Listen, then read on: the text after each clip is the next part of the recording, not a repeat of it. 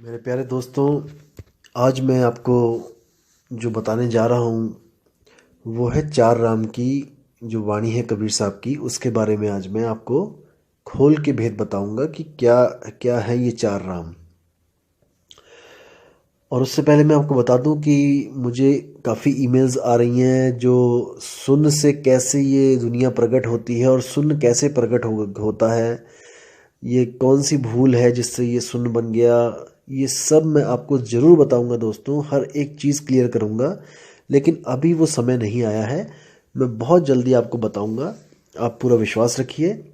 लेकिन अभी क्या है कि अभी कुछ स्वयंभू जो संत महात्मा बने हुए हैं, अभी उनसे सवाल जवाब पूछे जा रहे हैं। कई लोगों ने मुझे मेल करी है कि हम अपने गुरु से सवाल कर रहे हैं और वो गुरु इसका जवाब देने में असमर्थ है। वो गुरु उनको ये नहीं बता पा रहा है कि ये सुन कैसे प्रकट हो गया। जब आत्मा ही आत्मा थी शुरू में, आत्मा ही आदि और आत्मा ही अंत है, तो ये सुन कहाँ से आ गया? आत्मा से ये कैसे भूल हो गई कि उसने सुन पैदा कर दिया और सुन से आगे चेतनाओं का तंत्र बना और फिर ये दुनिया पैदा हो गई, शरीर पैदा हो गई। ये सब भूल कैसे हुई है, इसका उनको जवाब नहीं मिल रहा है दोस्तों।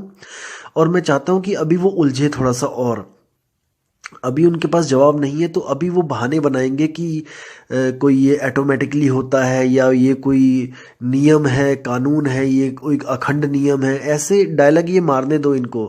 अभी मैं चाहता हूँ अभी इनकी असलियत पता लगे दुनिया को कि ये किस लेवल की ये जो है इनका ज्ञान है, ताकि लोग जो भ्रमित हो चुके हैं उनकी भी आंखें खुल जाएं। जो इनके पीछे लग गए हैं गलती से, जो भूल से इनके पीछे लग गए हैं, उनकी भी आंखें खुले, इनसे सवाल जवाब हो। मैं अभी ये चाहता हूं, इसलिए अभी मैं इसका उत्तर नहीं दूंगा आपको, लेकिन आप यकीन रखना कि बहुत जल्दी इसका मैं उत्तर दूंगा आपको। तो आज जो कॉन्सेप्ट है वो है हमारा चार राम का। जैसे कबीर साहब की वाणी है, एक राम दशरथ का बेटा, एक राम घट घट में बैठा, एक राम का सगल पसारा, एक राम तीनों से न्यारा। ये वाणी दोस्तों ऐसी है कि आप अगर इस वाणी का अर्थ अलग अलग गुरुओं के पास जाके भी देखोगे तो सब ने अपने अपने मत के अनुसार आपको गुमराह करने की कोशिश की है। आप इंटरनेट पे भी अगर, यूट्यूब पे भी अगर डाल के देखोगे चार राम, तो आपको अलग अलग चीज़ें मिलेंगी, अलग अलग वाणियों का अर्थ मिलेगा। और कई स्वयंभू जो आत्मज्ञानी है वो उन्होंने तो बिल्कुल ही वाणी का मतलब कि बिल्कुल ही खत्म ही कर दिया उनका। इतना मनमुखी, इतना मनगढ़ंत जो अर्थ किया है कि लहरा बदना पंजाबी में कहते हैं कि भगवान ही रखवाला है उनका। तो कि वो क्या कर रहे हैं समाज के साथ, भक्तों के साथ क्या कर रहे हैं। तो आज मैं आपको हर चीज़ क्लियर करूंगा कि आखिर ये चार राम की कहानी है क्या। तो दोस्तों वाणी ऐसे है कि एक राम दशरथ का बेटा, यानी कि जो पहला राम है वो है शरीर। दशरथ के बेटे को आप शरीर के द्वारा जान पाओगे। जैसे धनुष बाण उठा रखे उन्होंने कंधे पे, पीले वस्त्र धारण कर रखे हैं, बड़ी जटाएं जो हैं जूड़ा बना रखा है, और जो है अपना तिलक लगा के अपना धोती पहन रखी है। तो वो है एक राम, फर्स्ट राम जो दशरथ का बेटा है। और जो दूसरा राम है वो है घट घट में बैठा। जो दूसरा राम है वो है आत्म राम, जो सुरती के साथ, सुरती के रूप में हर घट में विराजमान है, जिसकी वजह से हर घट चल रहा है। हर घट चल रहा है यानी कि उस घट को शक्ति कौन दे रहा है? वो आत्म राम। वो मन को भी शक्ति दे रहा है और वो तन को भी शक्ति दे रहा है। एक राम का सगल पसारा। ये जो तीसरा राम है ये कौन है? इसी को हम मन राम कहते हैं, इसी को हम ब्रह्म राम कहते हैं, इसी को हम निरंजन राम कहते हैं, जिसका ये सकल पसारा है। सकल यानी कि सारी सृष्टि जितनी भी है, जितने भी अनंत लाख लोक, अनंत करोड़ों जो लोक हैं, जितने भी लोक हैं, वो सब इसी का पसारा है। यही वो मन है जो सूक्ष्म से सूक्ष्म भी है और विराट से विराट भी है। तो इसी जो तीसरे राम का सकल पसारा है, इसी को हम कहते हैं ब्रह्म। सुन, हर जगह ये, हर लोक में आपको ये मिलेगा। ऐसा कोई लोक नहीं जहां पे ये आपको नहीं मिलेगा, क्योंकि सारे शरीर और सारे लोक इसी के द्वारा प्रकट हुए हैं और यही इन सब लोकों का राजा है। और जो चौथा राम है वो कौन है? चौथा राम इन तीनों से न्यारा, वो है परमात्म राम। वो इन तीनों से न्यारा इसलिए है क्योंकि वो ना तो शरीर है, ना ही वो सुरती है, और ना ही वो मन है। इन तीनों से न्यारा जो है वो है परमात्म राम, जिसने सृष्टि नहीं बनाई है, जो इन तीनों से ही अलग रहता है।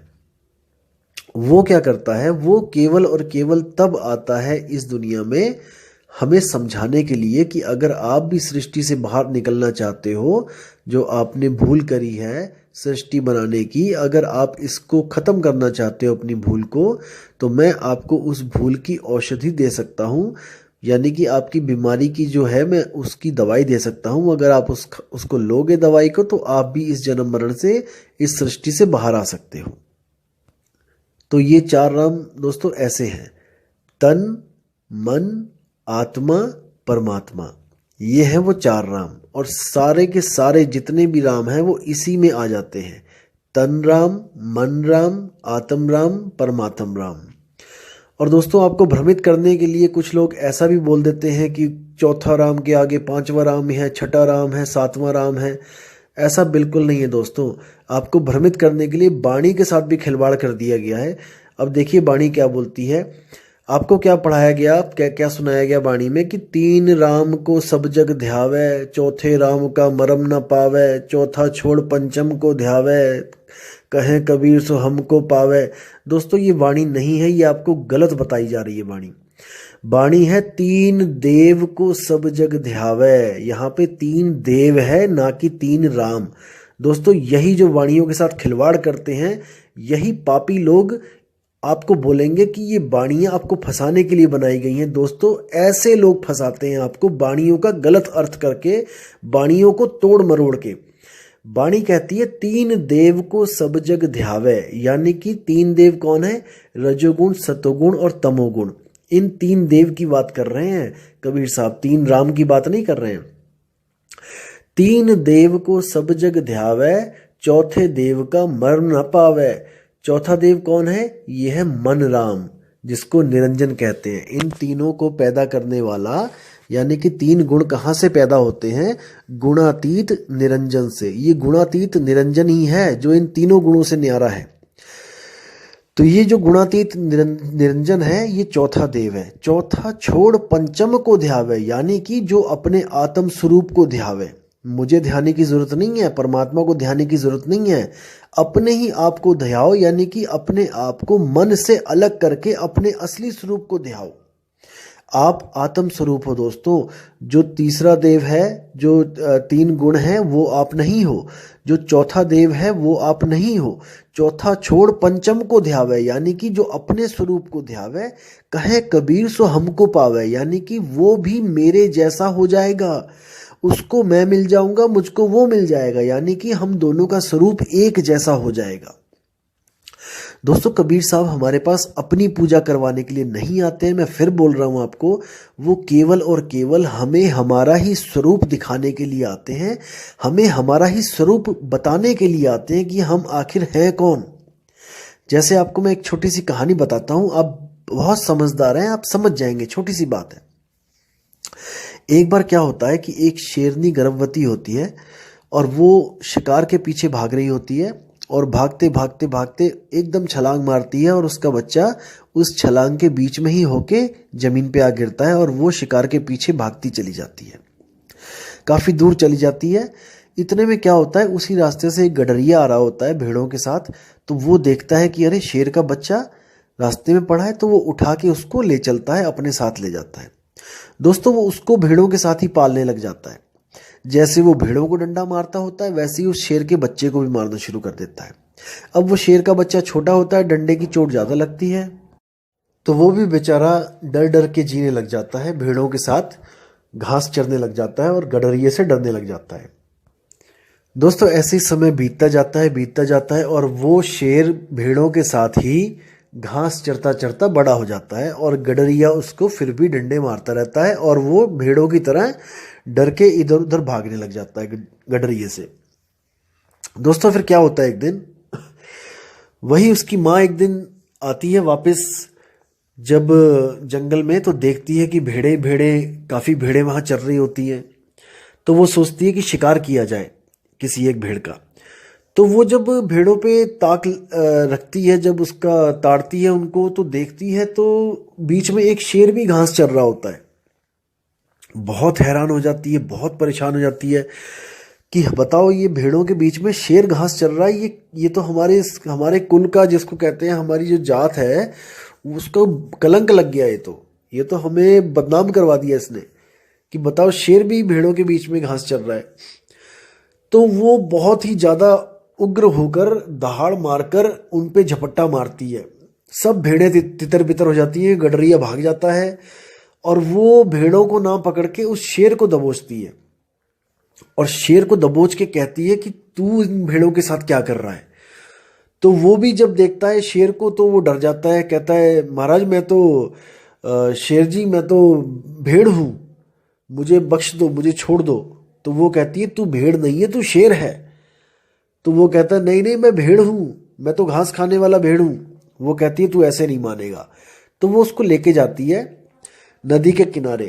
तो उसमें वो कहती है उसको, अपनी शक्ल देख, इस पानी में अपनी शक्ल देख।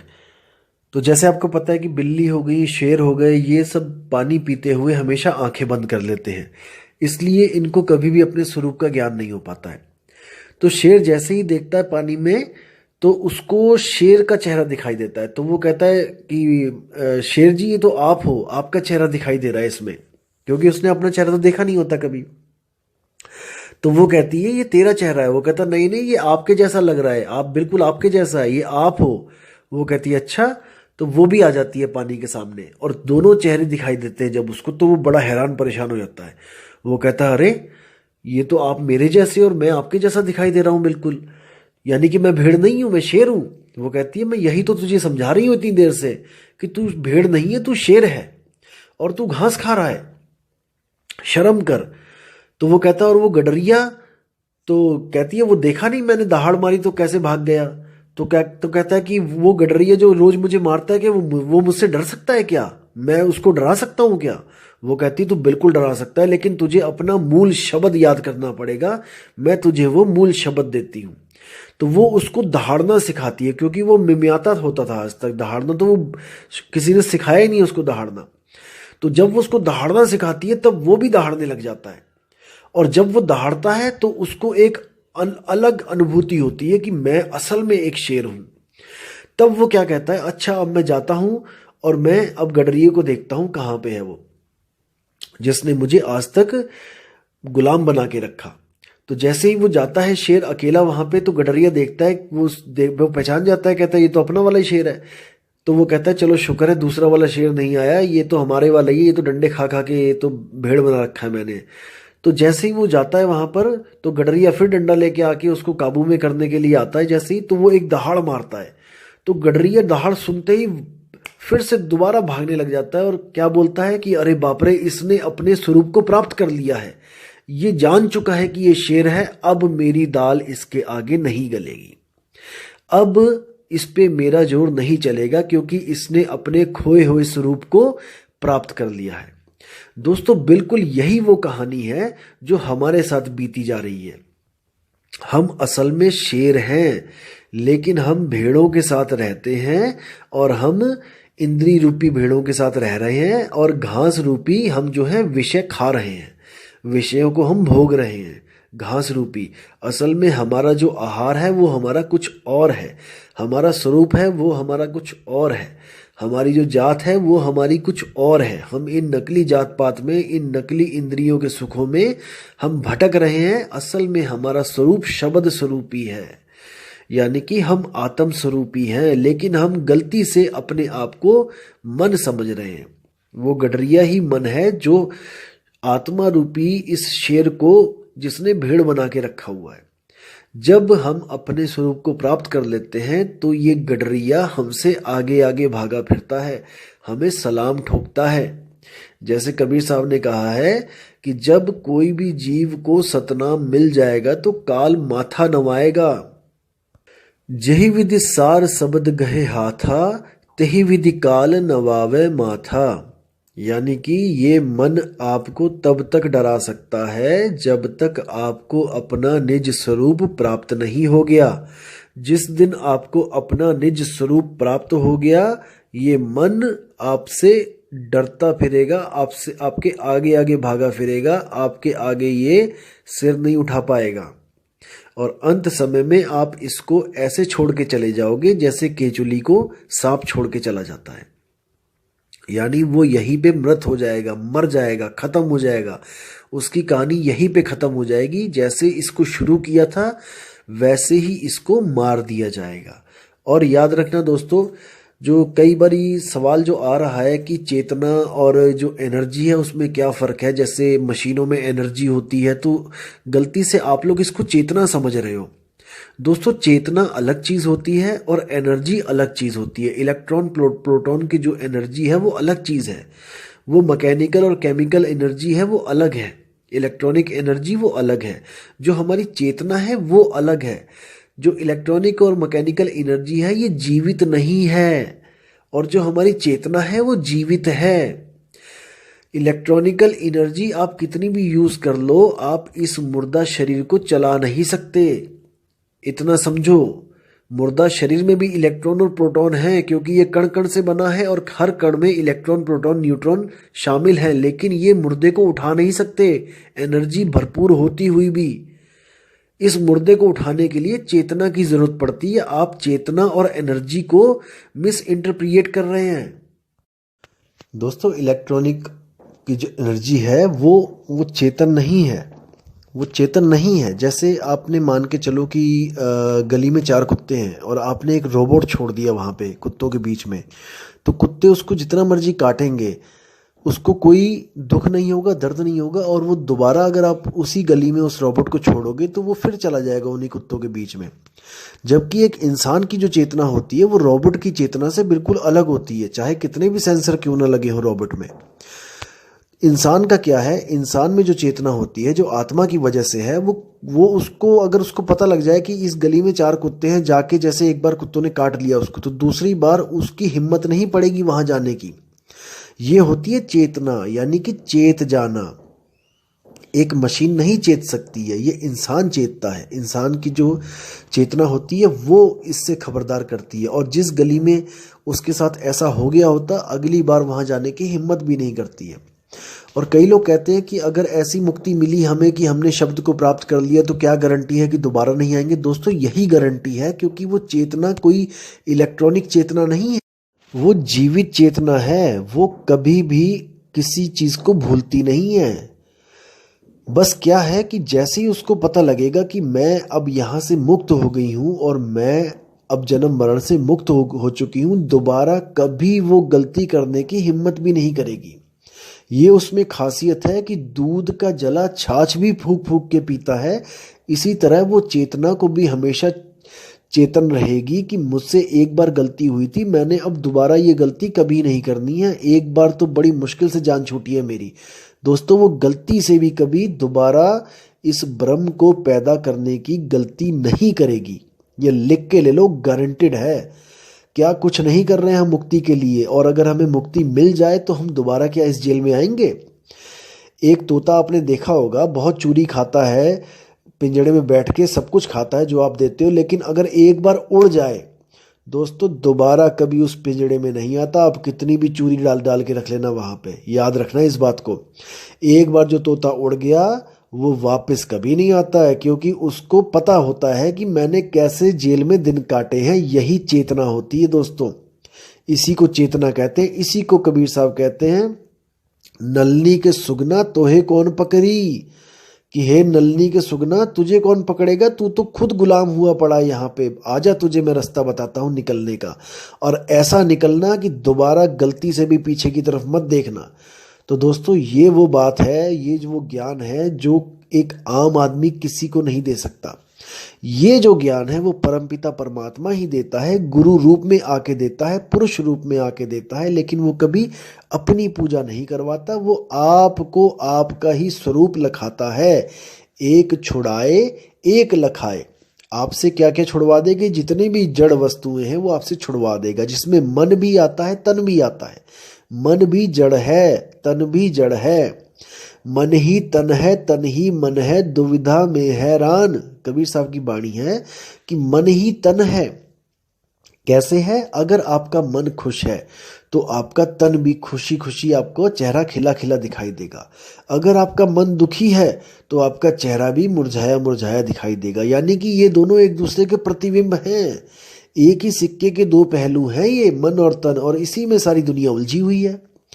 तो कबीर साहब मन को और तन को दोनों को छोड़ने के लिए कहते हैं कि मन को भी छोड़ दे तन को भी छोड़ दे, फिर क्या बचा? तू बचा आपे आपे आप रहेला। कबीर साहब कहते हैं कि तू खुद ही अकेला ही रहेगा, आपे आप रहेला, ना कोई गुरु ना चेला। उस अवस्था को प्राप्त करके गुरु चेले की मर्यादा भी खत्म हो जाती है, गुरु चेले का जो डिफरेंस होता है वो भी खत्म हो जाता है, चेला गुरु बन जाता है, गुरु चेला बन जाता है। इसी बात के लिए गुरु नानक देव के जो ग्रंथ हैं, गुरु ग्रंथ साहब में, उसमें भी लिखा है आपे गुरु आपे चेला। यानी आत्म स्वरूप में पहुंचने के बाद कोई भी गुरु और चेले का भेद नहीं रहता है, वो दोनों एक ही लेवल पे पहुंच जाते हैं। जब तक हम जीव रूप में रहते हैं तब तक हम चेला होते हैं, जब हम भी आत्म रूप में पहुंच जाते हैं तो हमारे और परमात्मा में कोई भेद नहीं रह जाता है, हम दोनों ही एक लेवल पे आ जाते हैं। तो दोस्तों ये ज्ञान जो है इसको तरीके से समझना पड़ेगा, क्योंकि बिल्कुल अद्भुत ज्ञान है, लेकिन आज तक हमें जो उल्टे पहाड़े पढ़ाए गए थे हमें वो रटा दिए गए हैं, इसलिए वो हमसे छूट नहीं रहे हैं। लेकिन आप एक सिरे से अगर शुरुआत से शुरुआत करोगे तो आपको हर चीज़ बिल्कुल सीधी सीधी दिखाई देगी, बिल्कुल साफ साफ दिखाई देगी, और रास्ता बिल्कुल सीधा दिखाई देगा। क्योंकि आज तक हमें जितने भी रास्ते पकड़ाए गए जलेबी की तरह सीधे पकड़ाए गए हैं दोस्तों, लेकिन इस बार मैं आपसे वादा कर रहा हूं और आपको विश्वास दिला रहा हूं कि ये रास्ता बिल्कुल सीधा है, ये जलेबी वाला सीधा रास्ता नहीं है, ये बिल्कुल सीधा रास्ता है। तो दोस्तों विदा चाहूँगा आपसे, और अगली बार आपको मैं और भी अच्छे जो हैं कबीर साहब की वाणियाँ जो बहुत ही ज्ञानवर्धक, बहुत ही ज़्यादा साफ से रास्ता बताने वाली हैं वो लेके आऊँगा, और आपके जो विवेक है उसमें वृद्धि करूँगा। इसलिए दोस्तों अपना विवेक लगाते चलें, क्योंकि विवेक ही आपका एक ऐसा साथी है जो आपका हमेशा साथ निभाएगा। अगर आपने विवेक लगाना छोड़ दिया दोस्तों तो आप यहीं पे लूटे जाओगे और पता नहीं कौन कौन आपको लूट लेगा।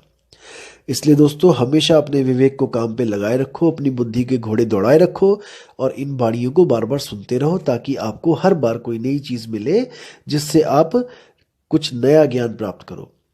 और आपसे रिक्वेस्ट है कि इन ऑडियोज़ को आप अपने चाहने वालों के लिए भेजो, अपने भाइयों को भेजो, अपने दोस्तों को भेजो, ताकि किसी की भी जो खोज है परमात्मा के लिए, अपने स्वरूप को प्राप्त करने के लिए, वो पूरी हो सके और वो भी जन्म मरण से बाहर निकल सके। दोस्तों इसमें अपना योगदान जरूर करें। और दोस्तों मैं आपसे फिर बोल रहा हूँ कि आप किसी के भी साथ जुड़ना चाहें आप जुड़ सकते हैं, कोई बंधन नहीं है आपको कि आप यहीं पे जुड़ें या कहीं पे, जहां आपको विश्वास बनता है आप जुड़ें, लेकिन दोस्तों परख करने के बाद जुड़ें। आप गुरु से जरूर प्रश्न पूछें कि गुरुजी ये सृष्टि बनी तो बनी कैसे? क्या ये सृष्टि बना के बहुत अच्छा किया जिसने भी बनाई है, या बहुत बुरा किया? हम यहाँ पे फंस गए हैं, ये हमारे फंसाने के लिए बनाई गई थी कि कैसे बनाई गई थी? क्या इसको बनाने का मकसद क्या था? क्या इसको बनाए बिना बात नहीं बननी थी? जैसे कई लोग कह देते हैं कि ये ऑटोमेटिकली बनी है और शून्य से सब कुछ प्रकट हुआ है, हम भी शून्य से प्रकट हुए हैं। दोस्तों अगर हम मान के चलो कि हम शून्य से प्रकट हुए हैं तो इसका मतलब हम पहले नहीं थे। विचार करना दोस्तों, जैसे मैं पहले नहीं था, मेरा कोई अस्तित्व नहीं था, मैं एकदम शून्य से प्रकट हो गया। विचार करना दोस्तों, मैं पहले नहीं था और मैं शून्य से प्रकट हो गया, और आज मुझे ये ज्ञान बताया जा रहा है कि तुम दोबारा मर जाओ। मैं मानता हूं कि आज मैं फिर दोबारा मर गया, लेकिन दोस्तों मैं तो पहले भी मरा हुआ था ना। शून्य से प्रकट होने से पहले भी तो मैं मरा हुआ था। जब मैं मरे हुए से फिर जिंदा कर दिया गया, शून्य से प्रकट हो गया, तो अब क्या गारंटी है कि मैं आज अगर मर जाता हूं, ये मन मर जाता है, पूर्णतया मर जाता है, दोबारा पैदा नहीं होगा? क्योंकि शून्य से पैदा होने से पहले भी तो ये मरा ही हुआ था। ये कहाँ था? क्या इसका कोई अस्तित्व था क्या? जब इसका कोई अस्तित्व नहीं था और इसको पैदा कर दिया गया, तो दोस्तों आज भी अगर आप इसका अस्तित्व खत्म कर दोगे तो आप कल को दोबारा पैदा कर दिए जाओगे, क्योंकि वो लोग ये नहीं जानते कि भूल कहाँ पे हो रही है। ये उस भूल को तो प्रकृति का नियम बताते हैं, ये उस भूल को तो अखंड नियम बताते हैं, क्योंकि इनके पास जवाब नहीं है।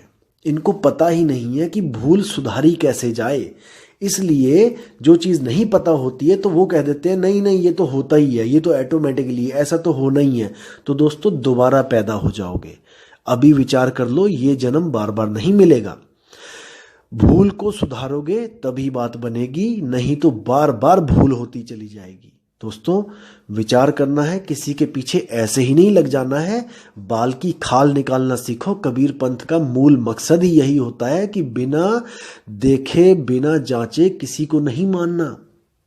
जब तक ना देखूं अपनी नैनी और तब तक ना मानूं गुरु की कहनी। ये किसी भी संत महात्मा ने नहीं सिखाया, केवल कबीर साहब ने बताया है कि जब तक अपने ज्ञान से मैं परख ना कर लूं कि गुरु सत्य बता रहा है कि असत्य बता रहा है, मैं किसी को नहीं मानता गुरु। इसलिए दोस्तों विचार करना है, विवेक करना है, सवाल पे सवाल पूछने हैं। सवाल पूछना शिष्य का हक है, और अगर गुरु को नहीं पता है तो वो गोलमोल उत्तर देगा और आपने पकड़ लेना है उसको। तो दोस्तों मैं फिर आपको कहता हूं कि बिना विवेक के आप लुट जाओगे। विवेक को कभी भी मत सोने देना, हमेशा जगाए रखना, बुद्धि के घोड़े दौड़ाए रखना। तो इसी के साथ दोस्तों मैं आपसे विदा लेता हूं, और बहुत ही जल्दी आपको अगली ऑडियो के साथ में आऊँगा, जिसमें मैं सारा क्लियर करूँगा कि शरीरों के कितने गुण होते हैं और आत्मा के क्या गुण होते हैं। जैसे कई लोगों ने आजकल डायलॉग ये रट लिया है कि यहाँ पे 5 शरीर में रहोगे तो 5 गुण मिलेंगे, काम क्रोध लोभ मोह अहंकार। आगे ऊपर आत्मा में चले जाओगे तो नूरी तत्व में चले जाओगे तो 16 मिल जाएंगे, आगे चले जाओगे 64 मिल जाएंगे, आगे चले जाओगे उसके डबल बता देंगे। अरे दोस्तों ये ऐसा नहीं होता है। आप उनसे पूछो कि 16 तो बता दिए तुमने, 16 जो आत्मा के गुण हैं नाम बता दोगे, क्योंकि अनुराग सागर में लिखे हैं 14, 64 के नाम बता के दिखाओ जरा।